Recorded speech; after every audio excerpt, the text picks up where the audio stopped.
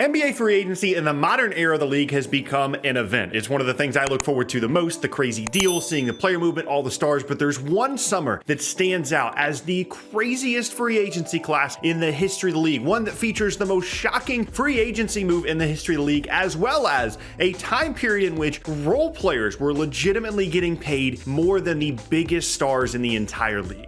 And of course, I'm talking about the 2016 NBA free agency class. This is one of my favorite things to talk about because it is clearly a historic and an unprecedented event and something that we are never, ever going to see again. This is never going to happen for the forever history of the NBA. Basically, what happens, first and foremost, we have to discuss Kevin Durant going to the Golden State Warriors, which, by the way, it's kind of crazy that this summer, that's going to be 7 years ago. That makes me feel absolutely ancient. But on 4th of July in 2016, Kevin Durant announces his intentions to sign with the Golden State Warriors. Now, that was a big deal at the time because the Warriors were coming off of a historic season. They were the favorites in the conference. It was a crazy circumstance. However, there's only one reason, and one reason alone, that Kevin Durant was even able to sign with Golden State in the first place, and it's the thing that made this particular free agency and this particular summer so out of control. The league salary cap in 2015 was around $70 million, and it had been increasing slightly over the years, maybe $1 million, $2 million every single year. The league salary cap in the summer of 2016 was $94 million,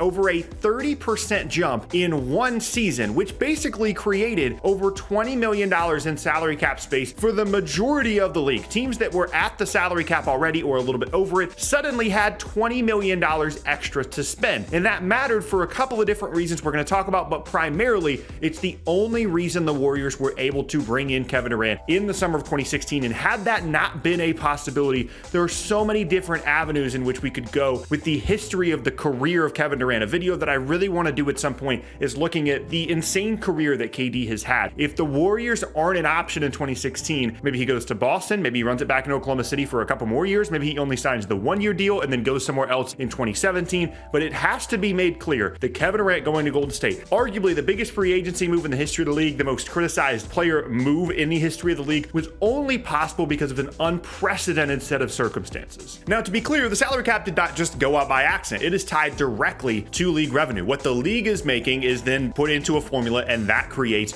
the NBA salary cap, what teams are allowed to spend up to the soft cap and then over that salary cap number. And the reason that it jumped as much as it did is because they signed a new TV deal, and the league, as well as the Players Association, did not figure out a solution to smooth out that jump. We've seen them since in 2020 with the suspension of the league manipulate the salary cap in a way that allows these kinds of things. In 2020, it would have been a drop in the salary cap because of the decrease in revenue. They manipulated the salary cap in a way that just made things look like business as usual rather than using the regular formula to make the salary cap number. They didn't do that in 2016, and it created an unprecedented set of circumstances, primarily leading to Kevin Durant signing Golden State. That's not the only thing about this summer, but it's the one that we have to talk about first. Now, if you want to criticize KD for going to Golden State in the first place, or Golden State for trading away the guys that they did to create the salary cap space to sign KD, or the criticizing the league for allowing the salary cap spike, all that stuff is totally fine. Not really the point of the video. And when it comes to salary cap increases in the league, here's what's interesting. Right now, the NBA salary cap is $134 million,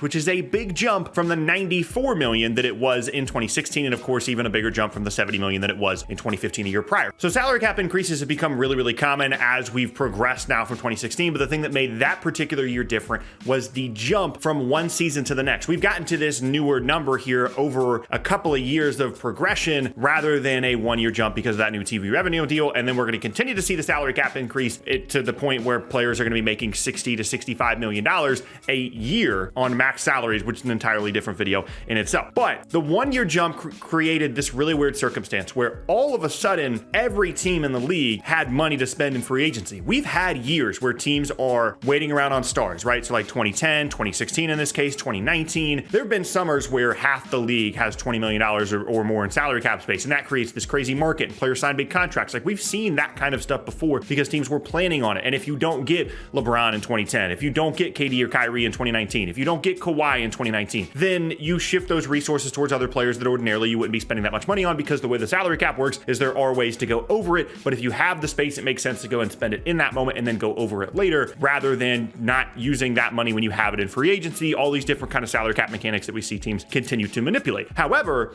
we've never had a situation where this many teams all at once suddenly suddenly had this much salary cap space. And again, they felt like at the time they needed to use it because as the years passed and, going into 2017, 2018 off seasons, they had players on their roster that were going to be looking for extensions. And that salary cap space was going to start being taken up by players on their roster rather than being able to add players in the 2016 offseason, which leads us to an absolutely insane run of role player basically contracts being given out that basically matched what stars in the league at the time that had signed extensions were making prior to the 2016 offseason. Let me just go through the list really quickly. We've got Nicholas Batum, 5 years, $120 million. Hassan Whiteside, 4 years, 98. A washed Dwight Howard, 3 years, 70. I kind of forgot that Dwight went to Atlanta, if I'm honest. Chandler Parsons, 4 years, 98. Ryan Anderson, 4 years, 80. Bismack Biyombo, 4 years, 72. Evan Turner, 4 years, 70. Alan Crabb, 4 years, 75. Ian Mahimi, 4 years, $64 million. Now, if you weren't following the NBA super closely at the time, most of those guys were just role players. Like Ian Mahimi was fine, but not really a starting level 5 man. Evan Turner was a cool and an interesting player, had a nice year in Boston the year before, but certainly wasn't like a borderline all-star caliber player. Chandler Parsons was fine, but had injury issues, and that continued on at his next couple of stops, in fact. And it's one of those things where, looking back, it's easy to say now, oh my gosh, why did they give out these massive contracts? What were these teams thinking? Well, it's a number of factors that come together that we're just never ever going to see again. Because if you're a team that summer and you have all the salary cap space, you're like, hey, we have the opportunity to just add one of these guys basically for free, at least in terms of how NBA roster building works. And then there's 25 other teams in the league that also have that exact same opportunity. It's going to raise the prices on these guys. It's going to raise what their value is in the open market. If everybody has $25 million to spend,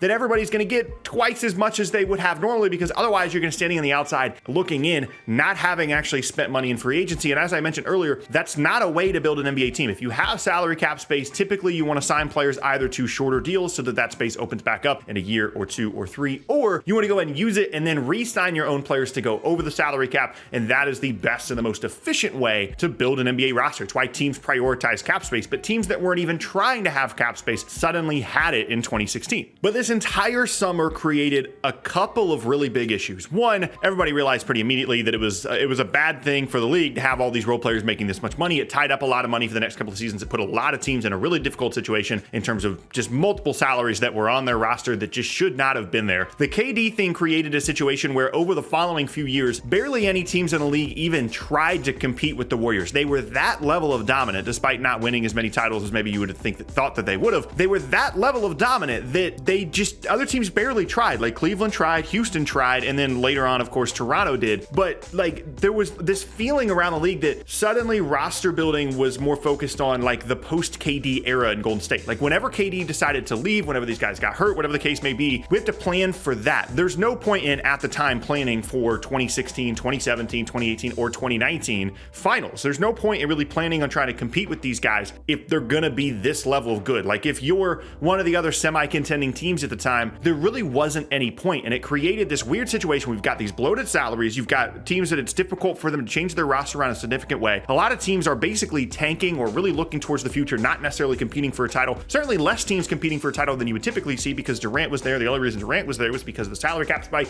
And ultimately, it's one of the biggest failures of Adam Silver's early commissionership of the NBA is not smoothing out the salary cap in 2016, especially since now, in the time since, we saw in 2020 and 2021 how they were able to manipulate the salary cap in a way that made things look different than they were. Despite a decrease in revenue because of the suspension of the league in 2020, the salary cap remained the same. Despite an increase in revenue for the league because of a new TV deal in 2016, the salary cap could have been smoothed out over a few seasons, and had that happened, KD would have not gotten Golden State. That era that preceded, where pretty much nobody even tried to compete with those guys, would not have happened. And all these crazy bloated salaries that lasted for 3 and 4 and 5 years would not have been on the books of these teams, and the league would have changed dramatically. And we're only just now getting out of that time period. Some of these were 4 and 5 year contracts that lasted until 2020, until 2021, and we're just now seeing teams recover discover in a lot of ways. A lot of teams that were kind of in the middle that thought that Evan Turner was going to be the move that put them over the top, or that Chandler Parsons was going to be the move that put them over the top. That salary cap spike